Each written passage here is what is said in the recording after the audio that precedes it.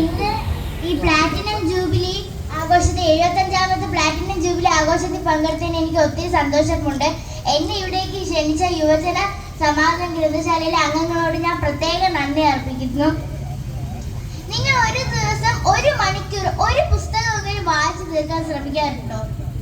നമ്മൾ ഒരു പുസ്തകത്തിന്റെ ഒരു വരി വായിക്കുമ്പോൾ ഇനി അടുത്ത് എന്താണ് എന്ന് അറിയാനുള്ള ആകാംക്ഷ കാണും, ഇല്ലേ? അപ്പോ നമ്മൾ ആ പുസ്തകം ഒറ്റ ഇരുപ്പിൽ തന്നെ വായിച്ച് തീർക്കാൻ നോക്കണം.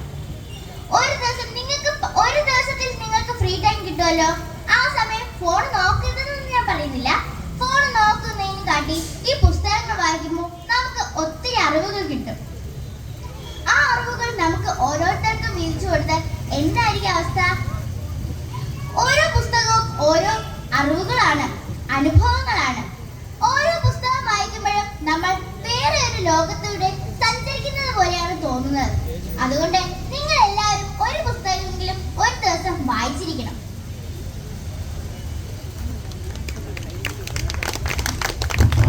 നമുക്ക് വായിക്കാം എന്നുള്ള പ്രതിജ്ഞ എടുക്കാം. ചടങ്ങിൽ നന്ദി പ്രകാശിപ്പിക്കാൻ ഗ്രന്ഥശാലയുടെ joint secretary Shri S Vishwambharan Nair സാറിനെ ഏറെ സ്നേഹത്തോടെ ക്ഷണിക്കുന്നു.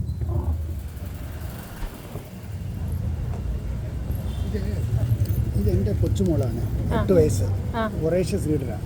അവള് ദിവസം ഒന്നില്ലെങ്കിൽ അവൾ ആഴ്ചയിൽ ഒരു ബുക്ക് വെച്ച് വായിക്കുന്നുണ്ട്.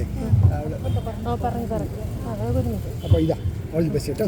ഇതിൻ്റെ ഫോൺ നമ്പർ എഴുതിയിട്ടുണ്ട്, വായിച്ചിട്ട് അഭിപ്രായം അറിയിക്കും കേട്ടോ. കുട്ടി വളരെ നല്ലവണ്ണം പറഞ്ഞിട്ടുണ്ട്. അപ്പോൾ മോളും വായിച്ചിട്ട് പറയൂ കേട്ടോ. All the best.